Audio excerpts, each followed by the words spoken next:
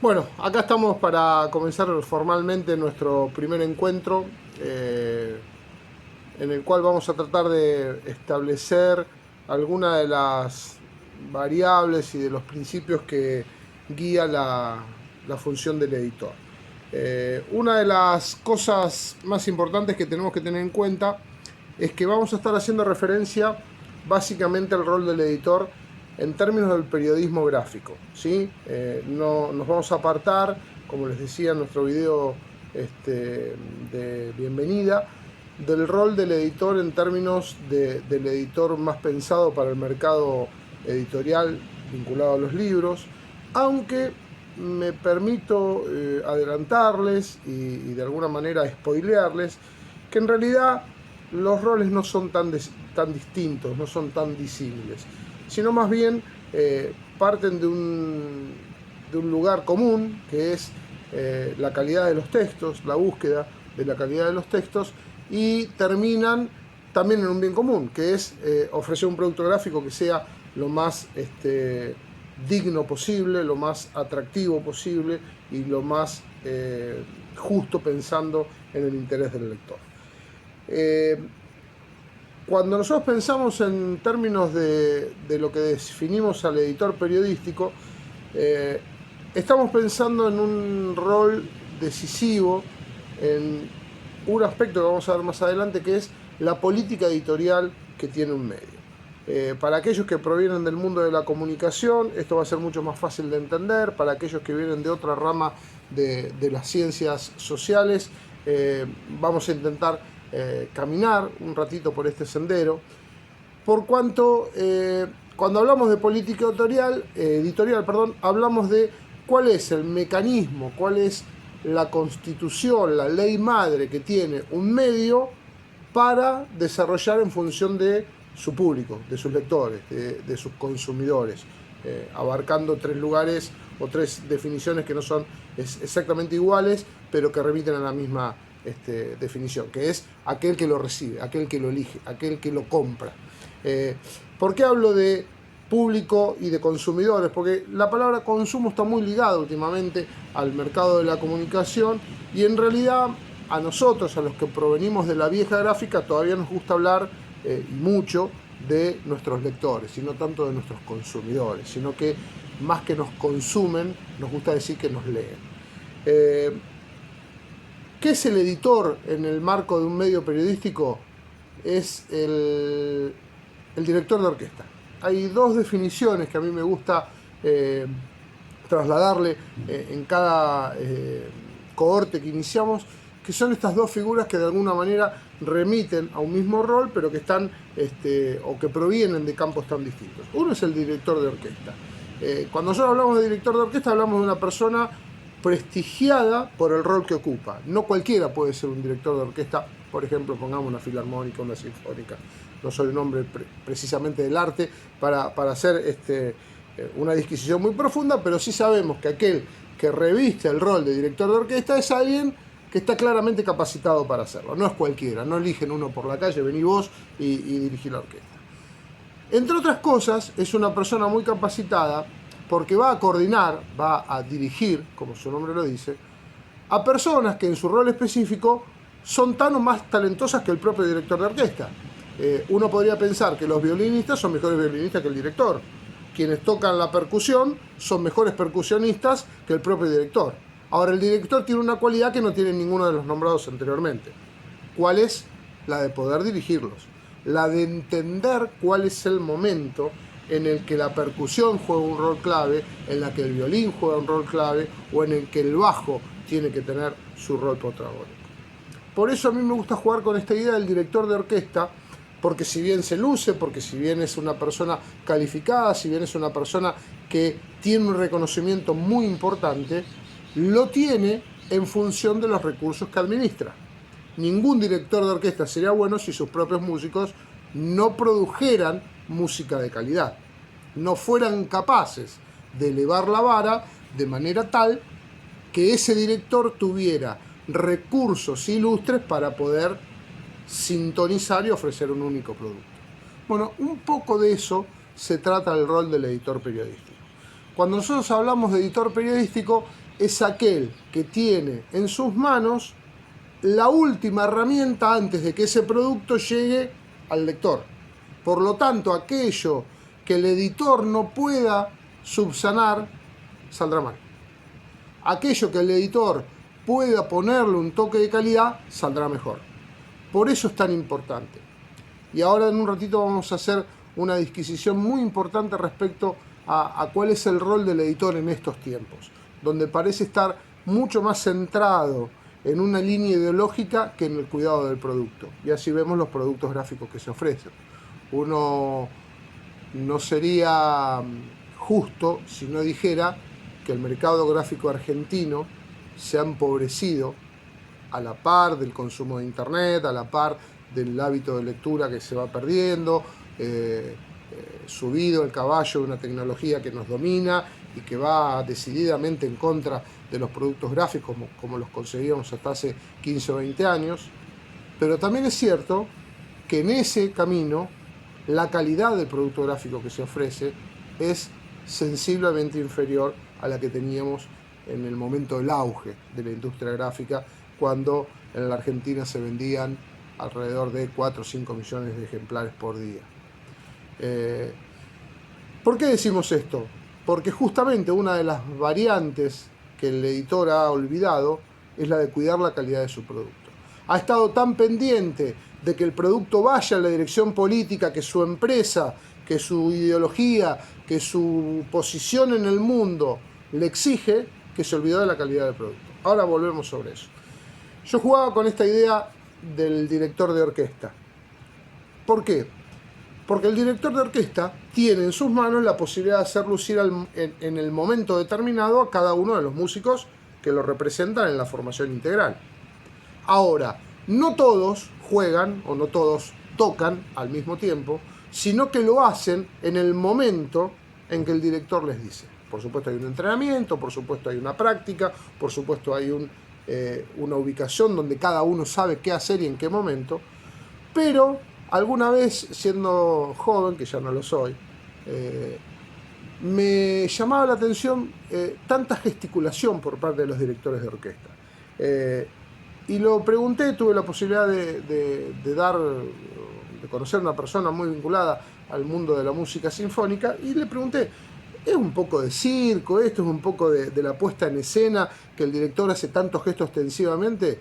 Y me dijeron, un poco de estilo propio hay en cada director. Pero lo que no sabemos es que muchas veces cuando nosotros hacemos un gesto, o el director hace un gesto, en realidad el músico sabe qué es lo que tiene que hacer. Dice, no es un gesto al azar. Es parte de una dinámica de trabajo en la que el director indica en qué momento cada uno de los músicos tiene su rol preponderante. ¿Para qué? ¿Para el lucimiento de ese músico? Sí, pero en ese contexto de un lucimiento general. La orquesta es buena cuando su director sabe hacerla sonar bien, cuando sus músicos contribuyen a un único efecto, que es la posibilidad de que esa pieza musical sea única, inolvidable, gustosa, pongámosle el calificativo que cada uno quiere. La otra figura que a mí me gusta utilizar, y en esto delato un poco cuál es mi procedencia dentro del mundo del periodismo, yo durante mucho tiempo me desempeñé en el campo del periodismo deportivo, es la idea de un director técnico de fútbol. Podríamos trasladarlo a cualquier disciplina deportiva, pero a mí me gusta encasillarlo dentro del fútbol porque es el deporte que nos mueve, el deporte que de alguna manera mejor nos representa, que más nos representa desde el punto de vista cultural y con el cual nosotros nos identificamos. ¿Qué es el director técnico en fútbol? El que decide cómo juega un equipo. Si ataca más, si ataca menos, si se defiende más, si se defiende menos, si ataca por los costados, si es un equipo centralizado, qué tipo de juego va a ser, si va a ser un juego más físico, más técnico. Hace muchos años yo les he dicho, los varones que están en este grupo me van a entender perfectamente, pero el avance del fútbol femenino obvia este tipo de disquisición. Hoy tanto mujeres como varones podemos hablar de fútbol, en realidad debería haberlo sido siempre, pero hoy más que nunca, por esta irrupción de la mujer apropiándose del fútbol como un elemento propio, hace que todos podamos hablar con la misma capacidad de conocimiento y con la misma capacidad de análisis. Entonces, ¿qué hace el director técnico? Elige sus intérpretes, elige cómo jugar, ¿Por qué lo podríamos emparentar con la tarea de un editor? Porque justamente el editor también es el que hace jugar a sus distintos roles. Cuando nosotros hablamos de roles, hablamos de todo el factor humano, el recurso humano que interviene en la elaboración de un producto gráfico, que por ejemplo en el caso de los diarios se renueva día a día. Todo lo que hicimos hoy para el diario ya no sirve. Hay una vieja definición que muchos de ustedes conocerán, que dice: no hay nada más viejo que el diario de ayer. Es más, creo que alguna de las, no sé si no fue Sabina, que tiene una letra donde habla un poco de esto, y creo que el Indio Solari también, con sus noticias de ayer, en Los Redondos lo dice. Bueno, ese desafío cotidiano de establecer un medio periodístico que llegue a los lectores al día siguiente hace que el editor, por ejemplo, tenga que saber articular cada uno de los recursos humanos con lo que cuenta para la elaboración de ese proyecto. Por ejemplo, los periodistas, por ejemplo, los diseñadores, por ejemplo, los reporteros gráficos, por ejemplo, los gerentes o los encargados de la publicidad, que son los que determinan gran parte de cómo vamos encaminados en el trabajo cotidiano. También los dueños de los medios o aquellos que detentan el poder de decidir qué y cuándo se publica. Bueno, el editor está como el director de orquesta, como el director técnico de fútbol, un poco haciendo equilibrio, surfeando las olas del trabajo cotidiano. Por eso el editor tiene que ser, al igual que aquel director de orquesta del que hablábamos, al igual que el director técnico de fútbol o de cualquier disciplina deportiva, una persona capacitada, que tenga conocimiento global de la tarea que está haciendo, que sepa algo o por lo menos un poco de cada uno de los saberes específicos. Tiene que saber escribir, tiene que saber redactar, tiene que saber titular, tiene que saber elegir una fotografía, tiene que saber algo de diseño, tiene que ser creativo, tiene que ser un buen lector para que sus textos tengan calidad, pero no tiene que ser el mejor en cada uno de esos roles. No tiene que ser el mejor escritor, el mejor fotógrafo o el mejor diseñador. No es necesario, porque los mejores los tendrán en la medida que él haya sabido elegir a quienes representan esos saberes específicos. Entonces el editor periodístico, en definitiva, es un componedor, es un armador de estructuras de trabajo que tienen como fin objetivo y concreto la elaboración de un producto gráfico. Yo les decía hace un rato que íbamos a volver sobre un tema que es de la pérdida de la capacidad del editor para conservar un producto noble, un producto de calidad, en función de cómo lo atrapó la dialéctica de estos tiempos, donde los medios de comunicación, como les decía hace un rato, están más emparentados con una postura política de defensa de espacios de poder o de factores de poder, que en la elaboración de un producto gráfico. Miren, hace muchos años yo entré a una redacción por primera vez en el año 1988, lo hice en el diario Gaceta de la Ciudad de La Plata. Aún siendo un diario de corte sensacionalista, aún siendo un diario orientado a un público que no tenía una gran exigencia desde el punto de vista de un medio serio, de un medio bien escrito, sino que buscaba justamente algo un poco más amarillista, algo un poco más de espectacularidad y de sonoridad. Aún en ese contexto estaba, pero literalmente lo voy a decir, prohibido escribir mal. Miren, recuerdo la primera crónica fue de un partido de básquet que jugaban Gimnasia y San Lorenzo en el polideportivo de Gimnasia acá en la Ciudad de La Plata, y no me acuerdo qué error cometí, pero cuando se lo entregué a mi editor, al que tomaba mi texto para después darle forma si así lo requería, lo miró. En aquella época escribíamos en máquinas de escribir, lo miró, lo hizo un bollo, lo tiró y me dijo: escribilo de nuevo.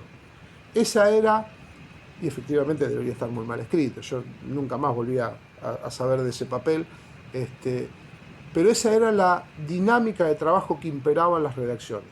Ni hablar cuando uno tenía la posibilidad de acceder a medios de comunicación, o a diarios en este caso, o a revistas especializadas mucho más, donde el cuidado del producto era supremo. Durante muchos años se decía, y todavía se sigue diciendo, que alguien que escribía mal en el diario de La Nación duraba un día, porque al otro día no podía volver a entrar. Hoy vemos cómo los diarios han perdido calidad, están mal escritos. También esto tiene mucho que ver el hecho de que las secciones de correcciones han sido barridas de los diarios o de los medios en general por una cuestión de costos. Hoy es el periodista el que tiene que ser su propio corrector.